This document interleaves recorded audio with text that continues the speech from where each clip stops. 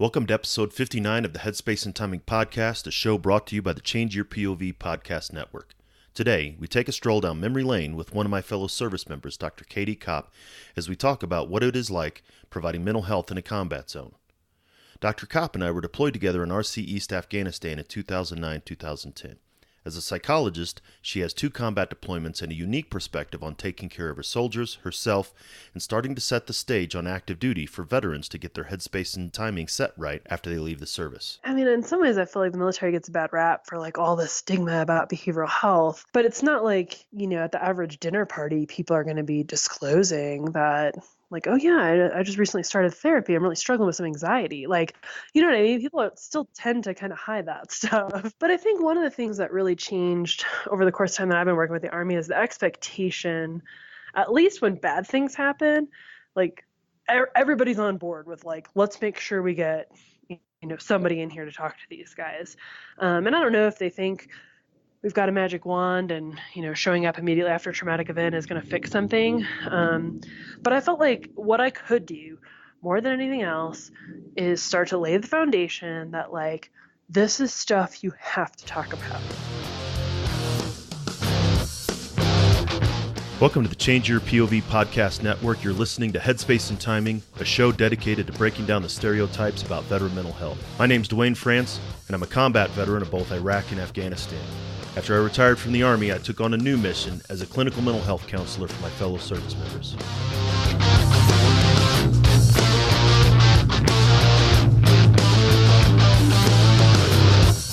If you served in any branch of the military, you're familiar with the M2 machine gun, the 50 cal.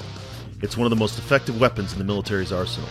If the weapon's headspace and timing wasn't set right, however, it was just a huge useless chunk of metal. Veterans can be rendered inoperable if their headspace and timing isn't set correctly either. That's my goal with this show, to change the way that we think and talk about veteran mental health and reduce the stigma against seeking support.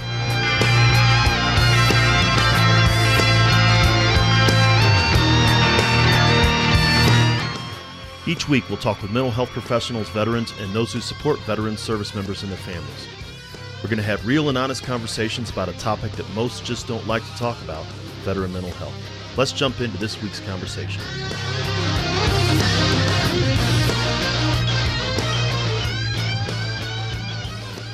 Hey folks, welcome back to the Headspace and Timing Podcast once again, and as always, really appreciate you taking the time to listen and learn about veteran mental health.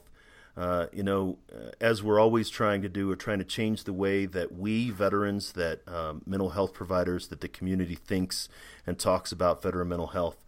I often say that I'm really excited for my guest, but I am really excited for my guest today because this is someone with whom I have personal history. So we're digging back into the Sergeant France archives a little bit. I've had some of my battle buddies on the show before, Brian Alexander sharing his story about the story behind the stripes. But my guest today and is no longer Captain Katie Kopp, although she will always be that in my mind. So Katie Kopp and I were stationed together in Afghanistan in 2009, 2010, and sort of traveled the same roads together. So, Katie, welcome to the show. Thanks so much for having me. I'm really excited to talk to you about all this. No, I appreciate you. I appreciated you then. I appreciate you now, kind of coming on the show and talking. I think so. You were in our battalion. So we were in the same battalion. I was in Alpha Company. You were in Charlie Company, but you were the Brigade psychologist. Yeah, so they did some weird stuff with those medical assets where we kind of belong to one company in the support battalion, but really we're there to work with everybody in the brigade. So yeah, and at that first deployment, my first deployment that we went on together, I was the only mental health asset for the brigade at that time. I did another deployment with that brigade and we had another provider on that second rotation, which was very, very helpful. Yeah, and so, I guess before we get into Old Home Week, how about you tell everybody a little bit about yourself and sort of the bio stuff. Sure. So I had definitely had a different path into the Army, I think, than a lot of other people do. I had my bachelor's degree. I was finishing up my master's degree. And there had been a couple people in the classes ahead of me at my program. I went to the Rosemead School of Psychology in Southern California, and there were some people who had done this health professional scholarship program where the Army paid for their last couple of years in the program, and then you commission and do your internship at an Army site, and then do a couple of years on active duty. And so that's what I ended up doing. Had to kind of make some lifestyle changes to get ready to join the Army, just improve my fitness and all that kind of stuff a little bit, and ended up commissioning basically about the same time that I got my master's degree. And then essentially my first 2 years in the Army, I never wore a uniform, never did anything with the Army, had a reserve commission, and they just paid for school. And then I went to my officer basic course in August of 2007, and then went to Madigan Army Medical Center for my internship.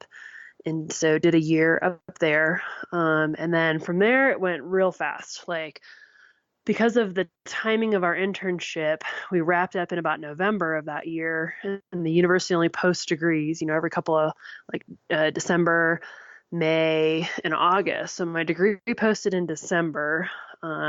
My packet went to my licensing board in the state of Alabama, where I had never been. And I was licensed the first week of January, and I reported to the brigade in that February of 2009. So I went from being like an intern where you can't speak to a patient without somebody, supervising that, signing off on it, to being the only provider for a brigade of almost 4,000 soldiers in a couple of months. And then 4 months later, we deployed to Afghanistan. I was going to say, pretty because, rapid. Right.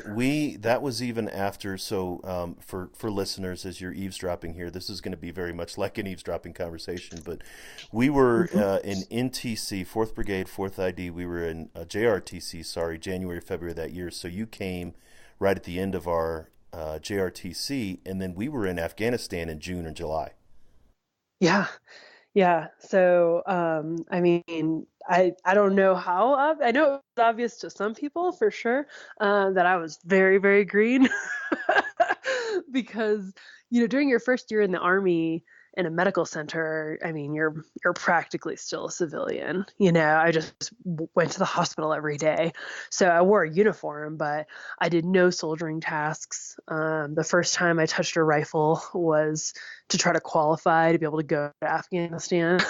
I felt so bad for my first company commander, just like getting this ridiculous, but I was a captain, right? And so people think that captains have been in the Army for a while and know what they're doing, and that was definitely not the case with me.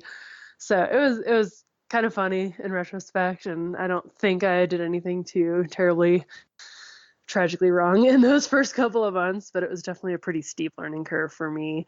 Because even figuring out companies and battalions and brigades, just learning how to speak Army, again, even after that first year, I definitely had picked up on some of it, but there was a lot of it that I did not know.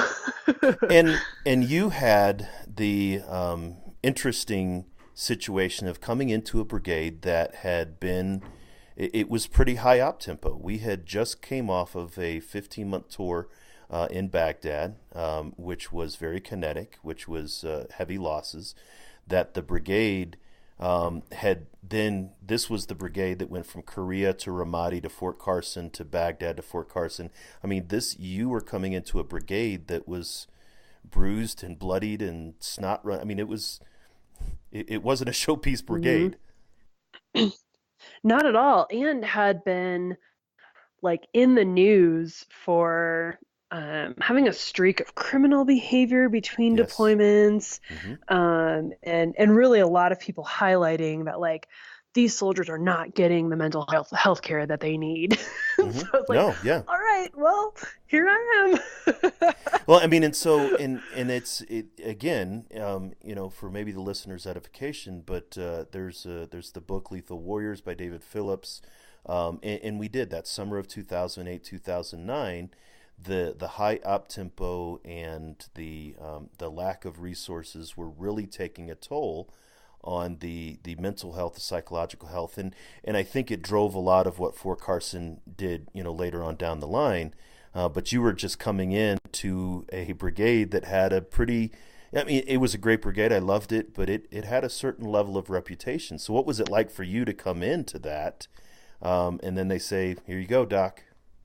Yeah, the biggest pressures in getting to the brigade, especially when I did, like you said, the training rotation was already complete. It was all about, SRP and deployability. And they're just, now we have this embedded behavioral health model in the Army, and it works really, really well. And at the time, they were just standing up the first team in the Army. I Right. was at Fort Carson and I was part of it, but like all these soldiers had been seen by all these other providers. And like just people weren't in the habit of making decisions about deployability and retainability at every encounter. And now that's the standard because we know that soldiers could get called up anytime. But then it just still wasn't, even though we'd been at war for a while, it just wasn't really the standard. So a lot of my job was like calling other providers and be like, hey, you've seen the soldier for 8 months. Can they get on a plane in 2 months? And then for a little while, I kind of had this bad reputation of like, Captain Copp's trying to deploy everybody. And I was like, no, I just want you to decide if your soldier's deployable. So, it's just that really tough period of establishing rapport with the leaders, the company commanders, even the battalion commander. I think very highly of the brigade commander we had at the time, who's back again as our commanding general at Fort Carson right now. But and he taught me a lot too Mm-hmm. about learning how to soldier, and I might have got a knife hand or two along the way because I made some mistakes. But so it was just really hard to figure out that balance of like, okay, you've got to be able to make these assessments and calculate these risks of this person has been in treatment or this person's newly on medication, but I think they can deploy and we can try to support them while they're in Afghanistan without really knowing like what we were falling in on and Right. what kind of medical support we were going to have downrange. And I mean, you just don't know, I think, until you can get on the ground there, like what your battlefield circulation rotation is going to be. How often can you realistically see people? And stuff that I didn't figure out until we got there. Like, okay, if you're in the BSB and your home is at, in Jalalabad, I can see you almost weekly. If you're, way up there in Kunar province where they will only fly during low loom, then I probably can't get to you that often. And we just didn't have that information at the time we were trying to make these decisions about deployability.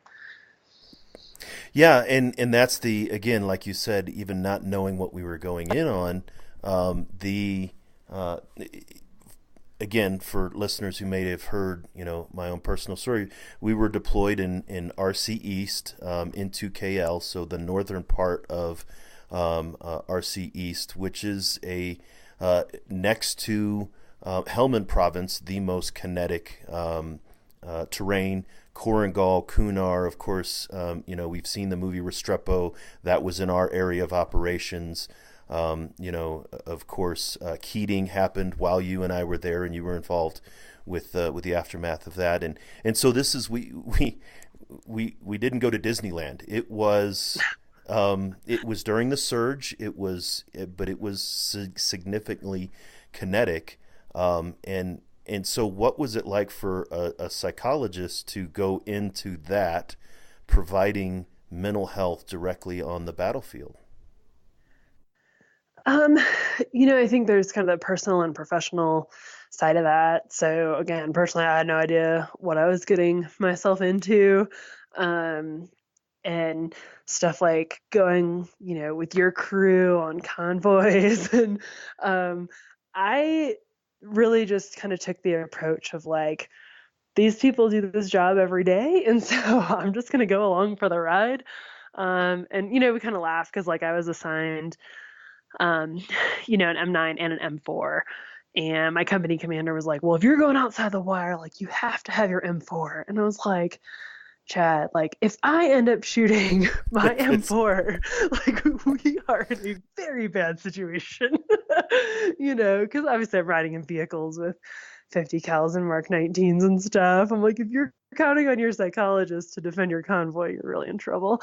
Um, so, I had to figure out like, how do you fly around Afghanistan? And we had some civilian Canadian aircraft that were actually one of my primary modes of transportation. And then, catching Black Hawk flights and, like I said, convoys. So just, there's the kind of the logistics, like how do you get around an AO that is very kinetic, where sometimes travel is limited because of flights, or because, if you land on this fob, you're going to get shot at. So we only land, like I said, at certain parts of the Illume cycle and that kind of thing. And then professionally, really just trying to figure out, because people didn't want to leave ever, like pretty much. Like I think because things were so kinetic, and I feel like there might be misunderstanding about this if you're just a civilian, like looking in, like, oh, well, that sounds really bad. Like there was a lot of people dying. Probably everybody wanted to get out of there. no, And that was absolutely definitely not. the case. No. I mean, Definitely and not the it's case. and I've written about it before, but it was both the best of times of my life and of course the Hmm. worst of times. But I've had this conversation a couple times that if somebody said, if you could close your eyes and go anywhere in the world, where would you go? And for me, it would be going back to Afghanistan. I mean, it's that much of a love-hate relationship. But you're absolutely right. Nobody wanted to be the one to get sent on a chopper and go back to Jalalabad, even much less farther back. Right. And I have, I guess the advantage of going back again then 2 years later when things were less kinetic and we had more problems when people wanting to leave because they didn't feel like what they were doing was important, or they didn't think the mission was that big of a deal. Whereas when we were there, 09, 2010, like it was so kinetic and things were so intense, that people really felt like, not only do I make a difference in what I do, but if I leave, like my team is short, and it's going to put everybody in a bind. And so, like I said, everybody's committed to staying.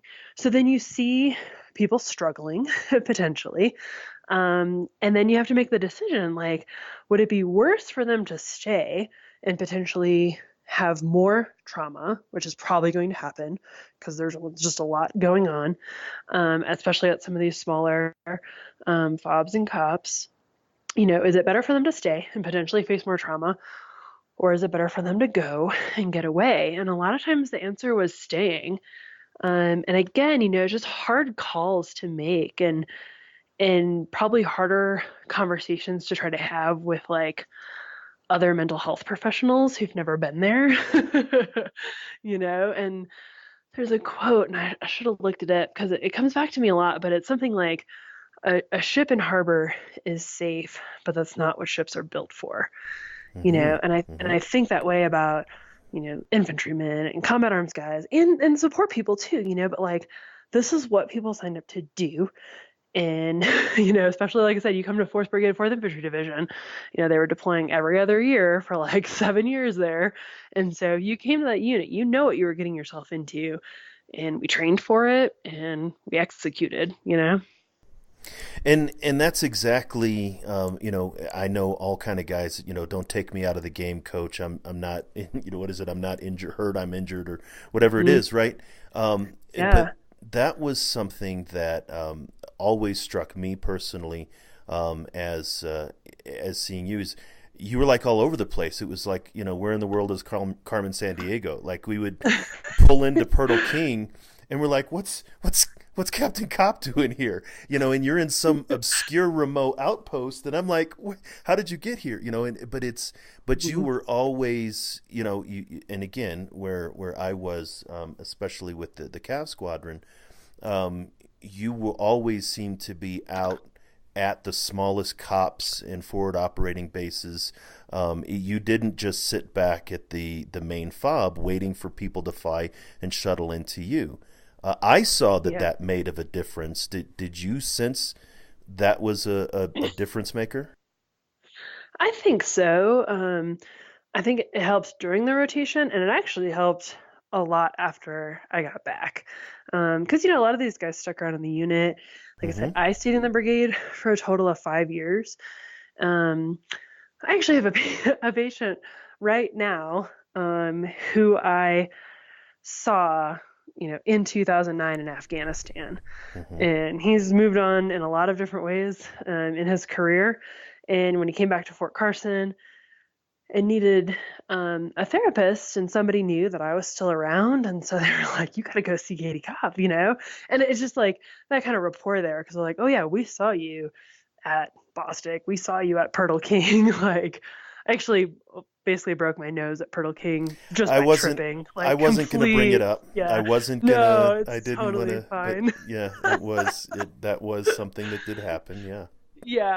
Yeah. So, I still don't think anybody thought I was some kind of like battle hardened whatever. There's no misconceptions about that. No, but the idea of and we all saw it. It would have been very easy for someone of your rank or even your position to just sit back on the camp and wait for the flies to come home, rather than get out and do what you did and get down literally knee deep in the mud in many of the cases, and sit there and go to where the soldier needed you. And I think, and again, I know it made a difference for me and my guys. Yeah. And I mean, I think stuff too, like I went to Fortress one day, and they were gonna go shoot 240s outside, like we did, like outside the wire, like we just walked across the street. And they're like, because it's Afghanistan, they're like, you can shoot the side of this mountain. I'm like, okay, cool. Like, Doc, do you want to go? I was like, yes, like, because that's fun for me to do something different. And then they see that, like, yeah, like, I mean, it was a PFC like teaching me how to shoot this weapon, because I don't know anything, even if I outrank him. So like, I think that kind of stuff just helped get in with people, let them know that, I wasn't just going to sit in the office. And I mean, especially in Afghanistan, it's not like you have a couch or, Right. any of those stereotypes about what therapy is going to look like. But then, and again, and we've alluded to it, there were some very significant events that occurred during that first deployment. Of course, ours, and I've spoken on the show about this before, where we lost Sergeant Wolf and Josh Wolf, her husband, and everything else. But of course, Kopp Keating happened, and maybe not getting to specifics, but if we ever needed a mental health professional, it was that tour. Yeah, absolutely. And we were lucky to have a lot of really good chaplains that rotation too. And I mean, chaplains are just like mental health professionals. There's some really good ones out there, and there's some I wouldn't talk to myself and wouldn't send anybody else to, But we had a really great bunch that rotation. So yeah, we were busy. I mean, some mass cows, where we lost a bunch of people all at once, like Kopp Keating. We had 4 Marines killed the month before Kopp Keating on a single day, and so some really big events, kind of newsworthy type of stuff. But those individual losses too. It's like you said, Sergeant Wolf. The first, I remember the FSC in 212. Losing a guy on a convoy, and that one, I mean, I don't know, I don't want to name drop, but there's definitely names that are like emblazoned on my mind, of situations, and because some of those, were my learning experiences too. Like, I'm walking into the room as the expert, to kind of debrief this platoon or whatever, but the first debrief, I think I remember doing the STB lost an MP. And it, just totally unexpected. We're ready for the infantry battalions to take heavy losses. We had no idea the Cav squad was going to take as many losses as it did, but we were ready for that. And then all of a sudden the STB loses a guy. And so, that was, my first kind of group debrief was to go sit with that platoon. And I have quotes from that meeting that are still just stuck with me, because like I said, I was learning, and I'm a pretty emotional person, and I remember being worried about am I going to be able to keep my shit together, because it's probably not good if your psychologist breaks down. you know? Somebody So get a doc for the doc. yeah, exactly. And I mean, I definitely had my moments. I don't think I did anything in a group debrief, but luckily I had colleagues to talk with afterwards and have my safe spaces too.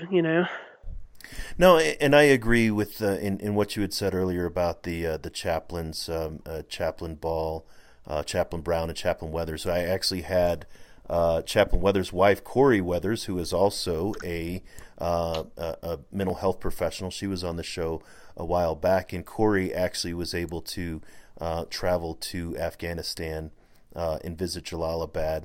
But Mhm. but yes, and it was a great thing that there were a lot of people that were very capable to handle the psychological stress that we were under while we were there. Yeah. And I think that was very good, and it did appear it was a very good team. And then so you said you came back, and what was the aftermath, having been through the deployment with these soldiers, and then of course we go through SRP, and everybody keeps their mouth shut. And I've got to so I don't think I've told this story on the show before, but this is after that deployment. I was going through post redeployment processing, and they had put us up on the third floor here at Carson, of course, but it was something like the MMPI. It was something like 200 something question, psychological eval, right? And some Hmm. of us were pulled out and said, hey, you have to go take this. And I'm a platoon sergeant. I'm already getting ready to take over the company. Sergeant majors kind of told me that's what's happening. And I didn't have time for this. And I said, you know what? I'm going to answer this thing correctly. I'm not going to BS it. I'm going to not doing what soldiers normally do when they get out of SRP. So I go ahead and answer it as accurately as possible. So then I wait in the provider line, and I go down, and they get the little printout. And this is the standard Hmm. provider at SRP. And they said, well, Sergeant, it looks like there's some concerns here. You seem pretty angry. And I said, well, I just got back from Afghanistan and I'm about to take over a company. Anger's pretty much what I do, right? So that's sort Hmm. of the kind of thing. And then they were like, well, do you want to go see behavioral health? I'm like, do I need to? Is it, they were like, well, if this number was a little lower and this number was a little higher, I'd be forced to tell you that you have to go see mental health. And I said, okay. I said, what does that Hmm. mean? I said, interpret that for me. They said, oh, we don't know. If this number is a little lower and this number is a little higher, and they were like, are you sure? I said, no, I don't want to go see behavioral health. Just give me my stamp and get out of here.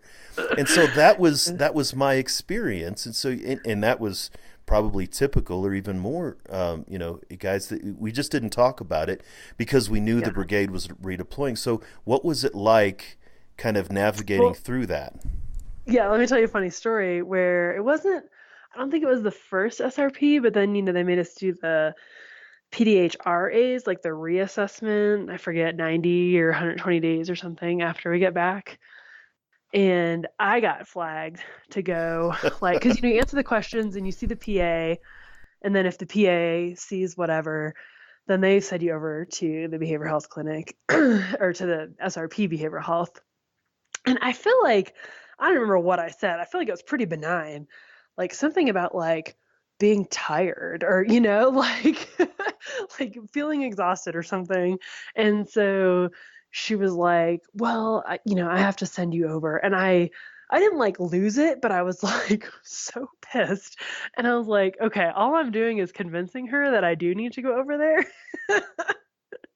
So then they did send me, next door, right? They had that little smaller building that was Yeah. the where the behavioral health providers were, and one of the social workers like grabbed me right away because it's a pretty long line, right? And she saw, but they like populate the list in the medical records system, and so she saw my name and she was like, "What the heck?" Because I had like moved in to that building Right. Yeah. during pre-deployment and redeployment because I was screening so many soldiers.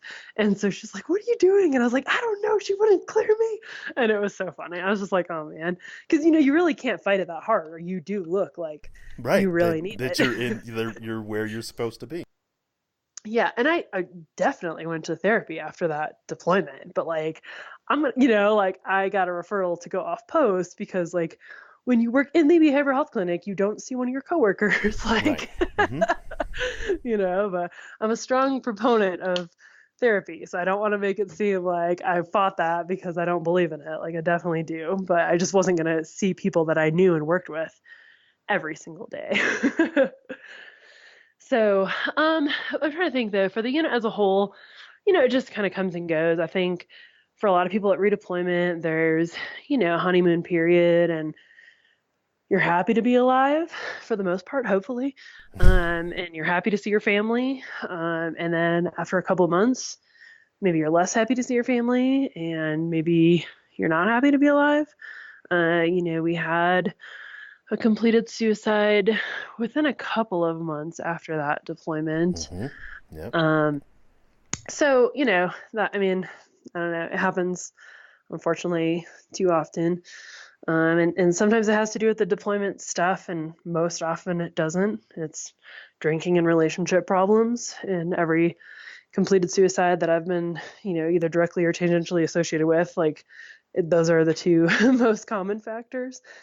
Um, but yeah, so I mean, there was definitely, we had the embedded team at that point. So we had at least one provider per battalion. And that was the point where I took 212. I had spent a lot of time with them.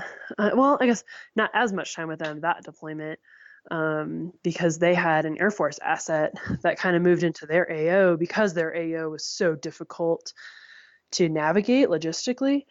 So they had somebody there really just covering their 3 or 4 locations.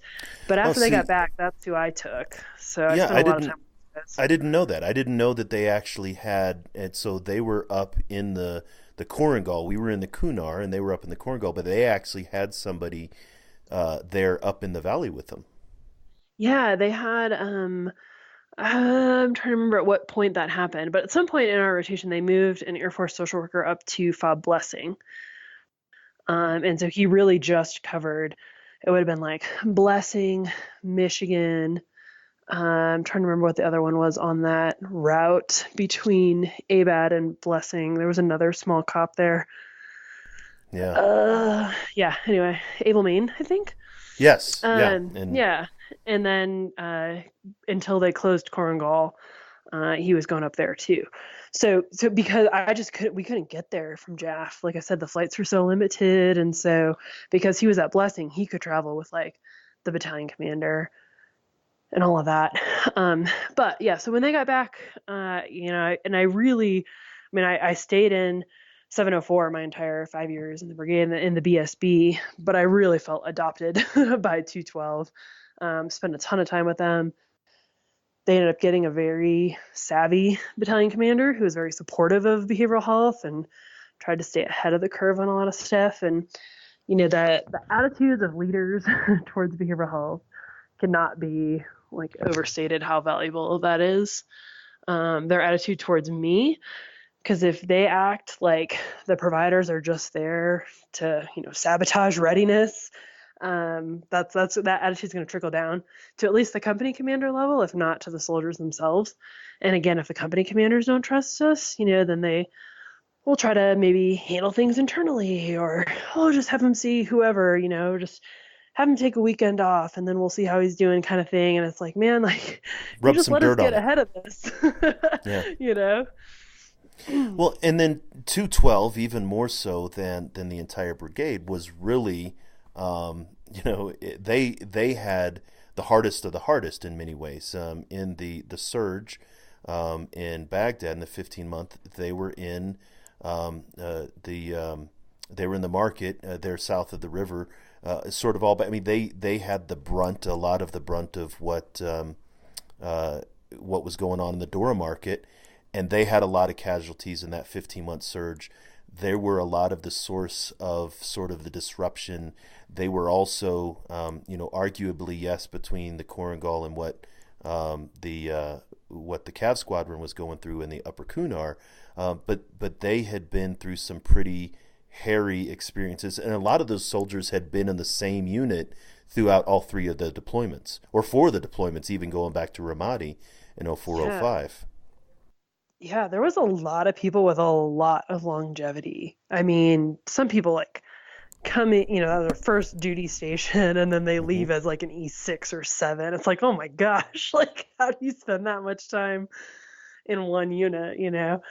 But yeah, so they'd had quite a history, and I mean, it just by the time we got back, like I said, I don't remember if I was like given my choice of it, but there was a lot of providers who were set up to help support the brigade. And I probably chose. I mean, it was either going to be 212 or 361 because of the level of losses that rotation. And 112 also had it really rough, but they were detached from us Right. Hmm. that deployment. They were down south, so I just didn't feel as connected to them. I didn't know the commanders as well, and so yeah. I mean, and then it was just like I just saw so many patients. It was just yeah. I mean, 7 a day was easily an average, which probably, you get like a primary care doc or somebody and they're like, 7 patients, are you kidding me? Because they might see 30 a day or something. But I'm like, we're trying to spend, 45, 50 minutes with people, and it's intense work. And so it's hard to just cram them all in back to back to back. Yeah, for a mental health professional, a manageable load is 30 to 35 people, and you were seeing 40, 45 plus, and I mean, and again, as you said before, and you alluded to, physician heal thyself, doc. Therapy is necessary for therapists. We carry, especially the weight of our own experiences, but then the load of what we experience through the clients. And Mm-hmm. so, yeah, that is um, a pretty heavy op tempo in the office, but also it almost encourages me because veterans or soldiers at that point were actually seeking services. They weren't shying away from the therapist office, Mm-hmm. like sort of the stigma would make us think. Right. And I mean, I would like to think that my visibility during that deployment helped with that. I mean, and the case is always that we also get brand new soldiers or soldiers who've never deployed who are coming into behavioral health, and people have attitudes about that sometimes. But everybody's got a story, and you don't know what their story might be before they ever enlisted. So I try not to get too harsh on that. But then, yeah, I mean, we'd also had people who had, been in the Army 8 years and had 4 12 months deployments or something. You're like, oh, okay, like you've been busy. Um, so yeah, I mean, just busy, busy across the board, really, for all the battalions, and then still trying to do, the training and soldier stuff that I was supposed to do, um, and yeah, I think one of the benefits of like how we talked about that I got to the unit, pretty late in the game as far as the training cycle. I didn't really know anybody, so none of those losses were personal for me, Mm, which was different from the second deployment I went on mm, because at that point I'd been in the unit right. 4 years, and so it wasn't just like, well, I mean, oh that's tragic, or you hear about their families, or like with Sergeant Wolf and her husband being in the brigade as well, like that's just like heartbreaking. But it still wasn't personal.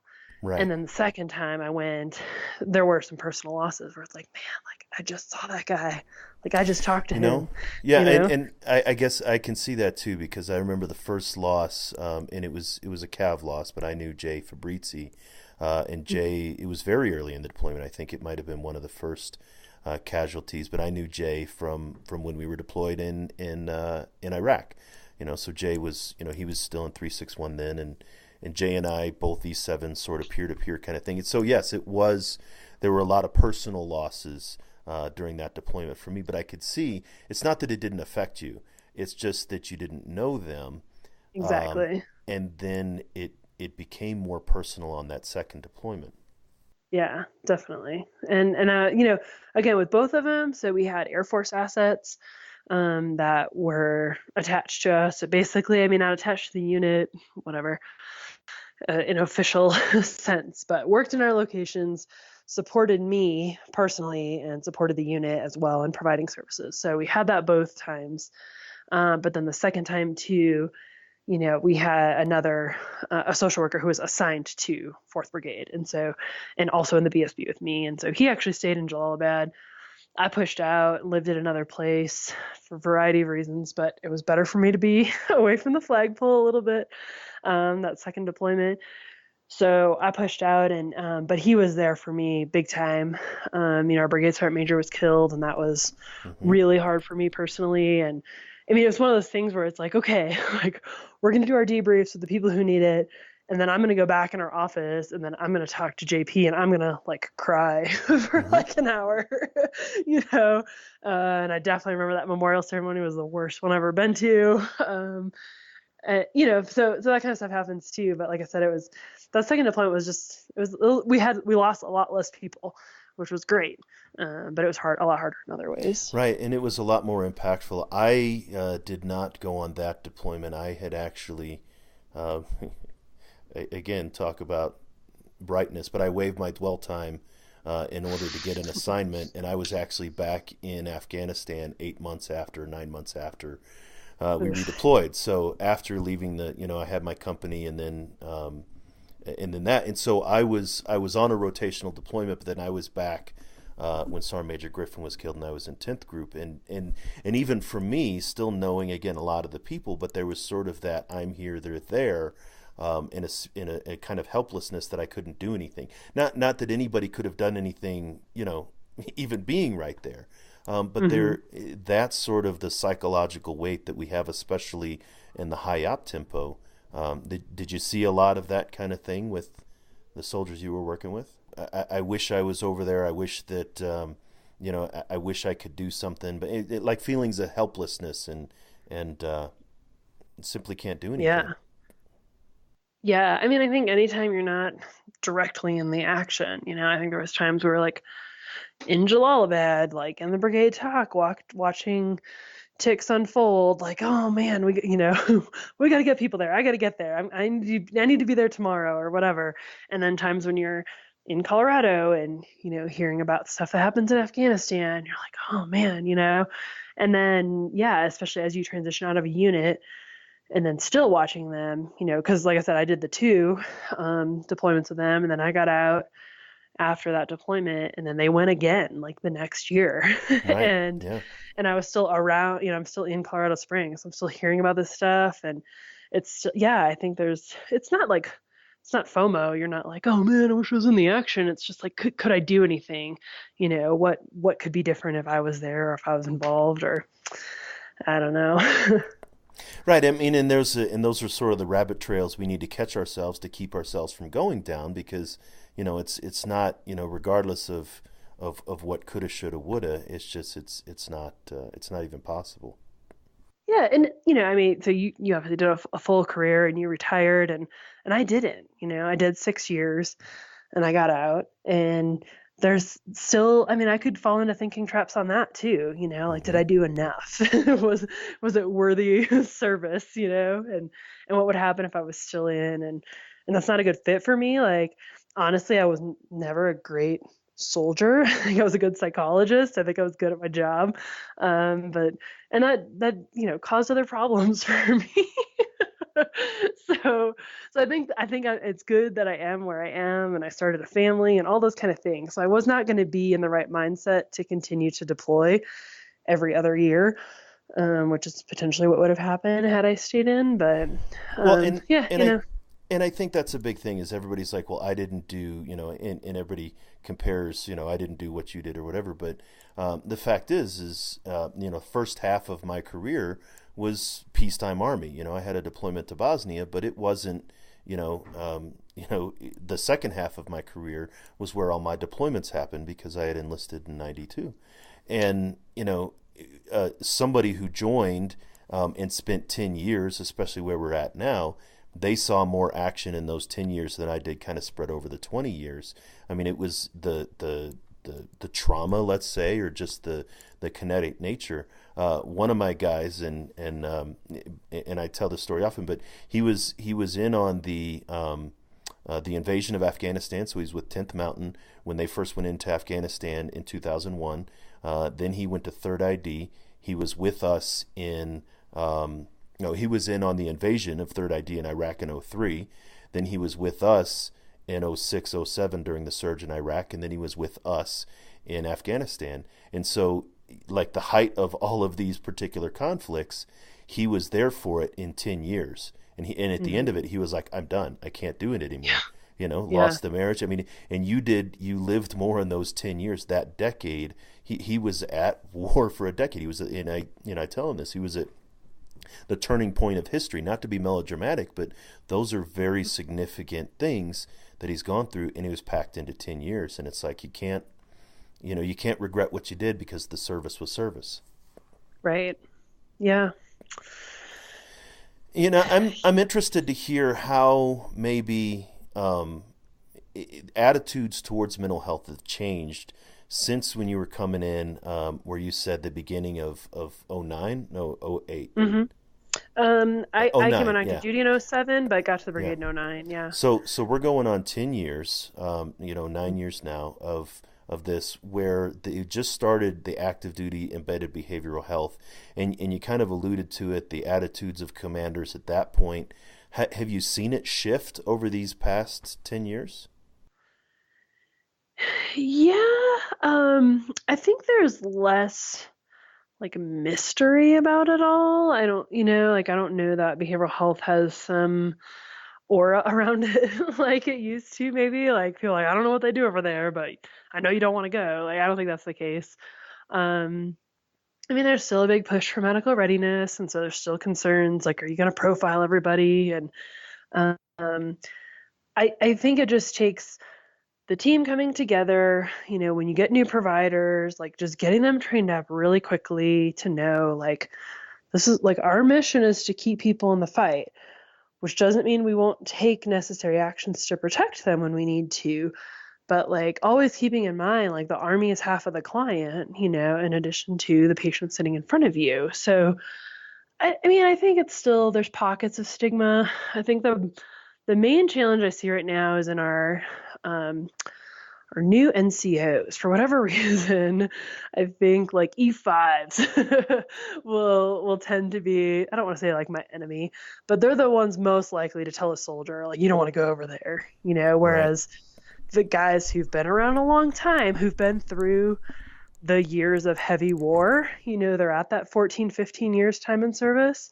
Um, the E6s and E7s, they're a lot more usually willing to support us and being like, no, get yourself taken care of, check, not just check the box, but like do that, like do the preventative maintenance, like get over there Yeah. and talk to them, and get it knocked out. And so, with the embedded model, like we go to command high risk meetings, like, the commanders all know how to get a hold of me like anytime they need to. So we just try to be available where, I'm like, I'm just across the street. Like if you need to come see me, walk over at lunchtime and we can sit down and talk about what's going on, or you know what I mean? So that makes it easier. And I think that does help. Of course, getting it close to, it's in we hear this, treat as far forward as you possibly can, and things Yep. like that. It's interesting that you say that first line leader, that direct peer almost leader. I always used to say that. I said the sergeant major or the first sergeant can walk up and down the hallway at SRP saying, "Make sure you say something. Make sure you say something.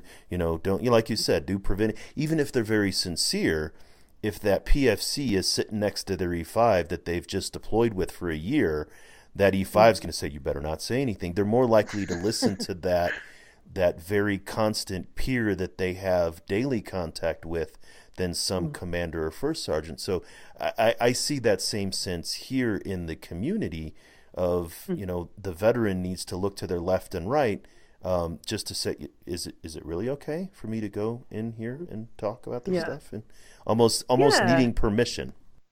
And that's the other thing is I mean, in some ways, I feel like the military gets a bad rap for like all this stigma about behavioral health.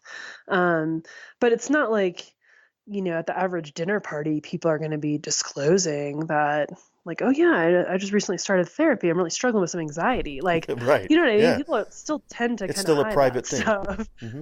Yeah. But I think one of the things that really changed over the course of time that I've been working with the Army is the expectation, at least when bad things happen, like everybody's on board with like, let's make sure we get, somebody in here to talk to these guys. And I don't know if they think we've got a magic wand and, showing up immediately after a traumatic event is going to fix something. But I felt like what I could do more than anything else is start to lay the foundation that like this is stuff you have to talk about, because when we would do the group debriefs, a lot of time it was like, all right, like, from your perspective, like, what happened? Tell me your story, kind of from start to finish. And then everybody kind of does that. So one, you start to piece the story together, because when things feel unfinished or chaotic, you're going to think a lot more about them because you're trying to figure it out, whereas like, well, I know this is what I did, but what was he doing when all that was going on? Or, you know what I mean? So everybody kind of tells their story. So you're trying to create a cohesive narrative, right? It's kind of therapy talk, but trying to create that cohesive narrative. And like I said, setting the expectation, because, and every time if I have to diagnose somebody with PTSD, I'm like, listen, like, avoidance is a big chunk of the PTSD symptom cluster. It makes sense. You don't want to think about it. You don't want to talk about it, because when you do, you don't feel good. so from the the 50-yard line, like, avoidance makes sense. But if it worked, you wouldn't have any of these other symptoms. Right. Yeah. It's not working out for you too. I mean, even though it's a tool, it's not the most effective tool. Exactly. So if avoidance was successful, you wouldn't be having nightmares. You wouldn't be having intrusive memories. You wouldn't be yelling at your family members all the time. You wouldn't be driving like an asshole, like all that kind of stuff. So even though it made sense, you tried it and it didn't work. So now we're going to not avoid. We're going to, you have to talk about some of the stuff that you've been avoiding for a long time. And I think that's a big thing in especially in active duty. And I noticed this as I retired and I got into the community. I never considered what's going on after the Army. It was theoretical, but it wasn't someplace that I actually do. And then we now have the rest of our lives to address maybe what we didn't address in while we were on active duty. And so it's good to hear that it's at least starting the ball rolling. Let's start talking about it now, so that 10, 15, and we're talking decades for many of the Vietnam veterans before they actually get to that point. So I think that's great. Yeah, absolutely. Well, this has been really fun. I wish that I would have much more time to, I say this a lot on all the shows. I say that we could, talk about this all day, but we really, I think, could talk about this kind of stuff all day. But it's as much when I started out on my journey as a mental health professional, you were there, you were encouraging me, and I even appreciate that. So I thank you not just for coming on the show today, but for the encouragement that you've shown me and the service that you give to our soldiers. I think it's great. Yeah, well, thank you, and I'm so happy to see people like you who've been there and done that, and now, getting the qualifications, getting the degrees, and doing the work. It's such a service to our veteran community, and I'm glad, we live in the same town, and we're going to continue to cross paths here and there, and we'll have to get a beer sometime and really tell some good stories. Yeah, absolutely. Now, I don't know you are still working for the DoD or the Department of the Army, but do you have social media that you can share if anybody wants to, I guess, hear more about the battling psychologist or anything like that? I don't have, I don't have a fan page now. I don't have any like real public stuff. People are welcome to email me, just Katie Kopp, both with K's, at gmail.com, and you can put that in the show notes or whatever if anybody wants to reach out. Or I know sometimes I've had newer active duty providers reach out, and I'm happy to share my experiences in any way that I can, because no sense in having all these lessons learned and just sitting on them. Absolutely. The library is only as good as the doors that work, right? Exactly. Yep. Okay, well, thank you very much. I appreciate your time. Thanks so much. You're listening to Headspace and Timing on the Change Your POV podcast network. This was something that I saw very differently between my first deployment in Baghdad in 2006 and my second deployment to Afghanistan in 2009. The military saw that it was better to support the service member as close to the front line as possible, and to be able to do so, they needed clinical mental health providers on the front lines as well. When I said in the episode that Captain Kopp was all over the place, she really was. We'd be providing security escort for days, then all of a sudden, at some small combat outpost, there she was. It's encouraging that she talked about laying the groundwork in the service for service members to start addressing some of this stuff after they leave the service. That's what this whole thing is about, helping veterans understand that what they experienced was unique, so their way of addressing it needs to be unique. Sure, what we saw in combat or even in the military in general was significant, but we also have the ability to survive and even thrive if our mindset is in a healthy place. A couple weeks ago, I announced that I'd be supporting organizations that are looking to spread the word about veteran mental health. I've been talking about the latest Headspace and Timing book, Combat Vet Don't Mean Crazy. You can check it out by going to veteranmentalhealth.com/combat vet book. I've had some nonprofits reach out and ask how they could get copies of the book for veterans they're working with, and I decided to donate some free books based on how many I've sold. The first organization we're partnering with is Coder Vets, a 501c3 nonprofit based in St. Louis, Missouri, that helps veterans gain tech skills by offering paid apprenticeship programs in software development. It looks like we're on track to be sending them 10 free copies of the book. If you want me to give more books away, much to my wife's disappointment, then pick up a copy of the book yourself. It's a great way to support veterans in their transition and to let them know that there's nothing wrong with making sure that your headspace and timing is set correctly. And another little teaser. Do you have an Amazon Echo or Echo Dot? I'm not going to say her name and keep talking because I don't want to wake her up if you do. But if you want to get more information about veteran mental health, we've created an Amazon skill that you can include in your daily news and information brief. I'm going to be talking about it next week, but as a sneak peek, you can check it out at veteranmentalhealth.com/Alexa. Next week, we're going to be doing some catch up on some projects. I hope to be able to give an update about the Coder Vets book giveaway, announce the book project partner for June, talk more about this Amazon Echo thing, and talk with another friend of the book, blog, and podcast about one of their favorite blog posts. Until then, stay focused and be well. I'd like to thank the Change Your POV Podcast Network for hosting this show and highlighting the critical importance of veteran mental health. We want to hear from you. You can reach out to me via email at dwayne@veteranmentalhealth.com. You can find me at Twitter @TheCounselingVet, or head on over to Facebook and look for the Change Your POV Squad. You can find the show notes for this episode and all the episodes by going to veteranmentalhealth.com or changeyourpov.com. Sign up for updates on either or both so you don't miss another episode. While you're at it, check out the other great shows in the Change Your POV Podcast Network. The show about remembering our military history and reviving our warrior spirit, Changing Hearts and Minds. The show about outdoor activities that us veterans love so much, Neophyte in the Woods. The show that helps us get going at the beginning of the week, Motivation Monday. And Attack Fridays, the show that brings you actionable tips, tricks, and coachable knowledge to help you make the best of your transition. While you're checking out the other shows, drop us a review in iTunes or whatever podcast platform you're listening to. The reviews really help spread the word about what we're doing. If you're looking for the total package for all the information you need to live the life you want after leaving the military, you found it. If you know of a buddy who's looking for the same info, share it with them so they can find it too. I want to thank Doc Todd for his permission to use his track, Not Alone, from his amazing album, Combat Medicine. Doc Todd is somebody who's trying to bring veteran mental health out of the darkness and into the light, and you can get the album by going to therealdoctodd.com. Check it out, because remember, veterans, you're not alone. Ever.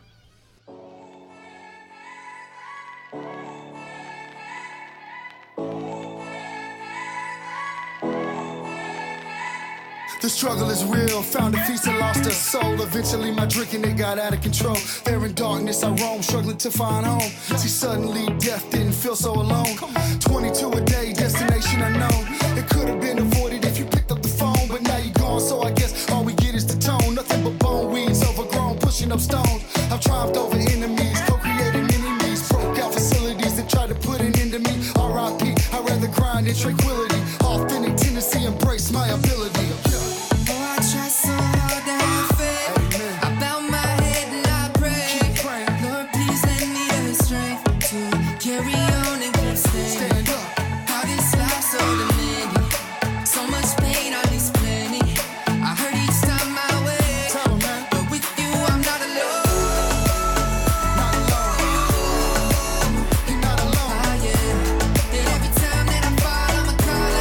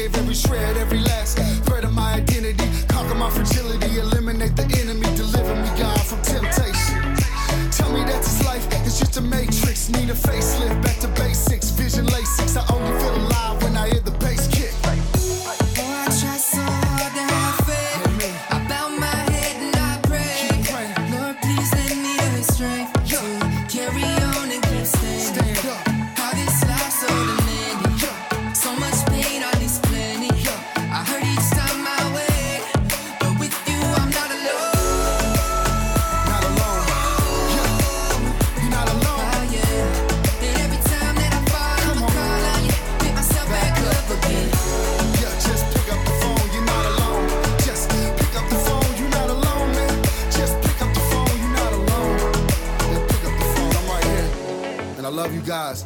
Take those bottles out, dog, and pour them in the sink. Take the needles out your arm and the gun away from your forehead. It's time, man, you've been through enough pain, stand up. It's time to stand back up. All my veterans, man, Army, Marine Corps, Navy, Air Force, Coast Guard. Get up, you know.